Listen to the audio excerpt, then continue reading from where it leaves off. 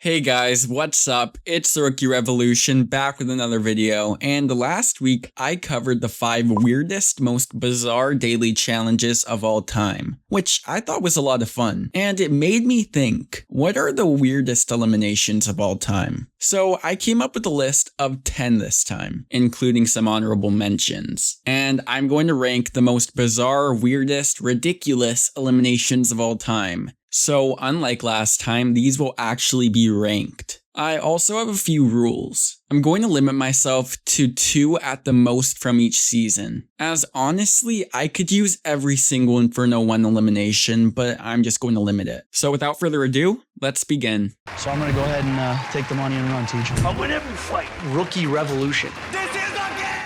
Now for a quick first honorable mention, we have one that not many people have actually even seen before, as this was an online exclusive elimination. This certain elimination was from the Battle of the Exiled Redemption House from Battle of the Exes 2, and it is Thomas and Haley versus Dustin and Jessica in sweaters. And what you have to do basically is try and fill your cup to 1 liter of sweat in 1 hour, or whoever's closest to 1 liter in 1 hour. So basically, you just gotta do whatever you can to sweat, and then you scrape it off into a cup. Some of this, all of this, was pretty gross, and I can't even show some of the stuff that happened, but they would scrape it off from everywhere. Put this in your ass. Not only that, lots of puke came out by the end. This was just really gross and weird, but it wasn't a bad concept because I was still entertained. At number 10, we have hanging by a thread from Rivals 2, and how it worked was you and your partner hang upside down from a swing type contraption, and right below you is a large rope. Then the goal is to cut the rope with the tiniest saw you have ever seen. When you cut the rope, your opponents are dropped into the water. So this game was played twice, but specifically for Cara and Cook versus Jessica and Anastasia, everything about it became weird. Before Anastasia even got on the swing, she started to get dizzy thinking she was passing out, which made everyone watching, including TJ, hilariously annoyed. I mean, TJ's face here is just priceless. And then while Cook and Cara were waiting for Anastasia to get back, Cook had to pee really bad, so she just did it on the swing into the water she would potentially get dunked into. Cara and I are sitting on the swing forever waiting for Jessica and Anastasia. And when you gotta go, you gotta go. I gotta go, man. I'm just gonna go. Just don't get it on my leg.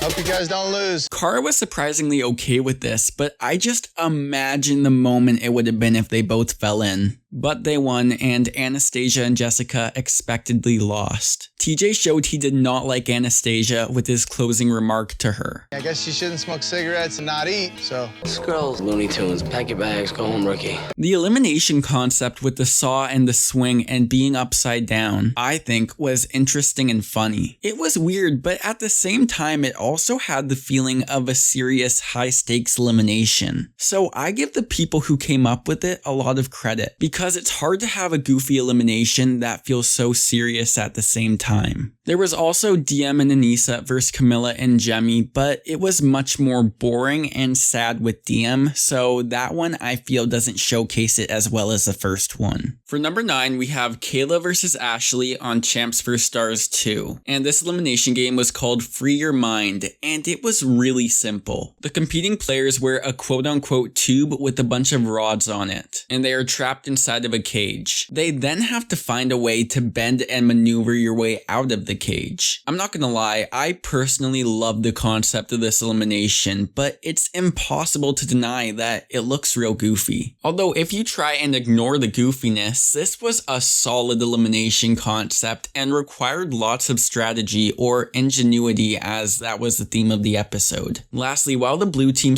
/ Drake were in a huddle deciding who to throw in, Wes made a comment that killed me. I gotta talk to the team. Is that cool? Go ahead. There's nothing to talk about. You guys have already made your decision, right? Yeah. Okay, so this is just for looks. I feel like I'm an extra in a Drake and Josh television show, getting paid $15 an hour to stand in the background while he overacts. The self-awareness was just awesome. All around, this was a solid goofy elimination. Up next, we have one that is just super hard to watch. It's Balls of Fire from Vendettas, played by Corey versus Nelson. All you have to do is stand on the opposite side of the ring and kick a soccer ball into your opponent's goal. And oh yeah, the ball is just casually on fire because why not? It's the challenge. So the concept is extremely simple, probably the most simple on this list. But the problem is not one of them could play soccer. It is a sad sight to see. Nelson can't even kick a ball past the halfway point. Corey's sending it to the moon. With the ball on fire, it kept getting so close to hitting the other challengers watching. It comes straight at us. I'm scared because I don't want to get lit on fire today. The elimination really is just so odd because of how over the top it is with the fire. But again, it was also just so dangerous for the players watching. I'm not blaming Corey and Nelson for not being able to play soccer. I know I can't play soccer for the life of me. But in the end, it was just really hard to watch. This is the most ridiculous, unathletic showing I have ever seen in a challenge elimination. For number 7, we have Snapper from Rivals 2. And this is one of the eliminations I just despise. The way it works is you and your partner have roles. One of you is blindfolded and have bells on your feet. And you also have to carry a big stick. You are then put in a circle with your opponent. Your partner's role is then to give you directions. They are basically your eyes to lead you to your opponent, in which you have to break your stick over them. You switch roles after every round. The reason I hate this elimination so much is because of how much luck comes into play. It really is a crapshoot. It was played 3 times, but the only time it was played well was with Knight and Preston versus Rob and Derek, since Knight and Preston actually came up with a really smart strategy for a code word to get low.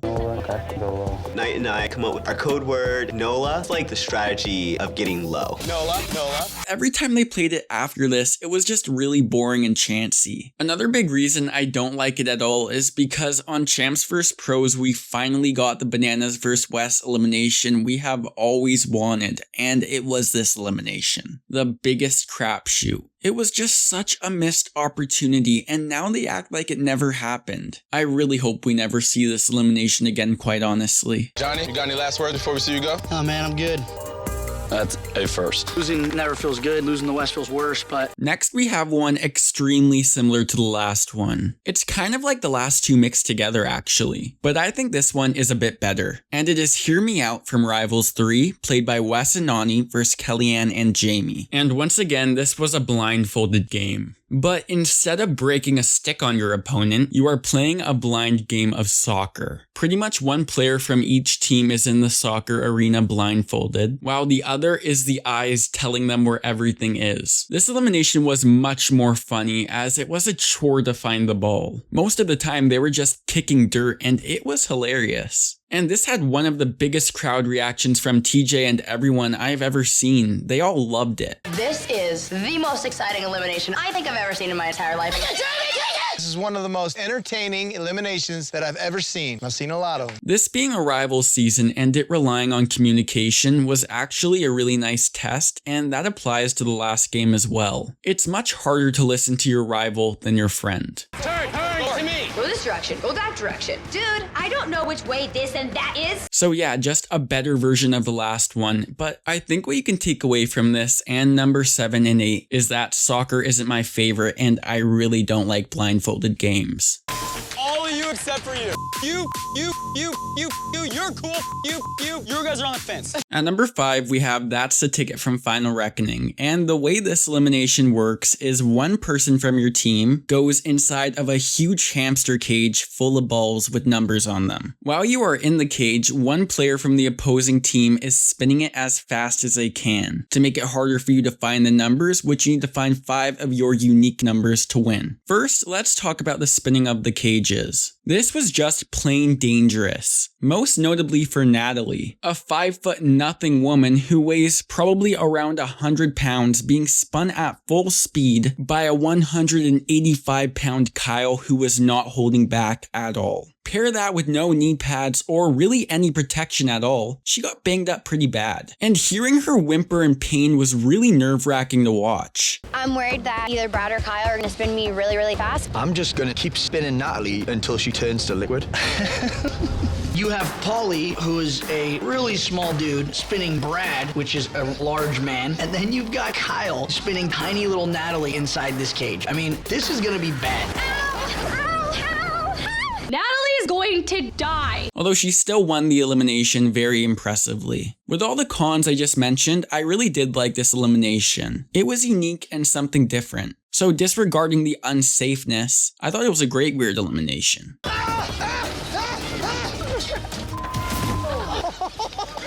Number 4, we have Mallory vs. Christina on noise pollution from the Inferno 1. I have always gotten a headache while rewatching this elimination, but the way it works was you have to wear these headphones that play these awfully bizarre and extremely annoying noises super loud while balancing on a platform. If a tie ensues, then they can only balance on one leg. I don't think this elimination is that physically difficult, but it might be one of the toughest mental eliminations of all time. It would just be so grating, I would hate having to do this. This isn't even a good weird elimination, this is a bad weird elimination, but I do give it credit for being unique. Fans, what we have here is unbelievable. Never have I ever in the history of my career seen such athleticism. For number 3, we got He Said, She Said from Battle of the Exes 2, played by Adam and Brittany versus John and Simone. And this is a good old eating elimination. The way this one works is the partner not eating will be bidding on the amount of food they think you can eat. So if TJ says the food is steaks, you would say my partner could eat 2. Now you try to keep one-upping each other, but you also want to make sure that you aren't setting yourself up for failure. Whoever says that they can eat more gets to actually eat, and they have to finish it in 3 minutes to get a point. The first to 2 points wins. Now, usually on anything eating related on the challenge, it is usually the grossest foods you can possibly imagine. But in this one, it was super easy foods like brownies and nothing gross at all. No one believed TJ when he showed them the food. They thought it was a joke and that it'd be laced with cyanide or dog doo-doo. It's brownies. There's something in them. It's gotta be. Real brownies. The scary part about this whole challenge is they're not telling us if they're spicy brownies, there's bugs in the brownies, so I'm trying to play this game safe. The funniest thing in this elimination was how over dramatic everyone was being. Honestly, with the mini brownies, Adam had to eat like 7 and he looked like he was gonna die. There was no urgency whatsoever and the dramatics were just hilarious. 4. Simone. 3. I have to go up 17. Oh my God, I'm screwed. What? I would be mad that I didn't get to eat more brownies. I can't believe Adam is having a tough time with these brownies. Man up. This is sad. Hold it in. Somehow, Adam digs deep. He finds the courage to eat these 7 mini brownies in 3 whole minutes. I realize that we have a freaking competition going on. At number 2, we have another one from the Inferno 1 called Smelly Later. And this was the final elimination of the season. And it was played by Katie and David. The way it worked was you are each placed into a coffin and every so often they would add foul smelling objects and liquids into the coffin. And I mean absolutely foul. If no one quits after 4 hours, then it would become a breath holding competition. Yes, they would have to dunk under it. And believe it or not, no one puked or quit. This is by far the most disgusting thing that they have ever done. Bugs would literally come on them like they were dead. I just can't even explain it. Mad props to Katie for absolutely beasting this elimination. I honestly just can't imagine. While I'm rewatching right now, I just puked 100 times. For a quick second and last honorable mention, we got Bananas vs. Riff Raff from Champs vs. Stars. This game was called Tic-Tac-Hole, and this was literally Connect 4 and Mini Golf all put together. When you putt and it goes in, you then put your colored checker into the Connect 4 game, and like Connect 4, first to 4 in any kind of line wins. This is arguably the toughest elimination opponent Bananas has ever faced. Riff Raff was no joke. You nervous? Shrimp pad thai. How focused are you for this game? So focused, it's like I'm looking into a kaleidoscope. In all seriousness, this elimination concept is super cool. It was a genius way of combining 2 awesome games. Riff Raff couldn't even putt 1 ball and Bananas was never in any danger here. It was just really funny seeing Riff Raff do his thing. And finally at number 1, I think you were all expecting this, but we have Swat from Cutthroat.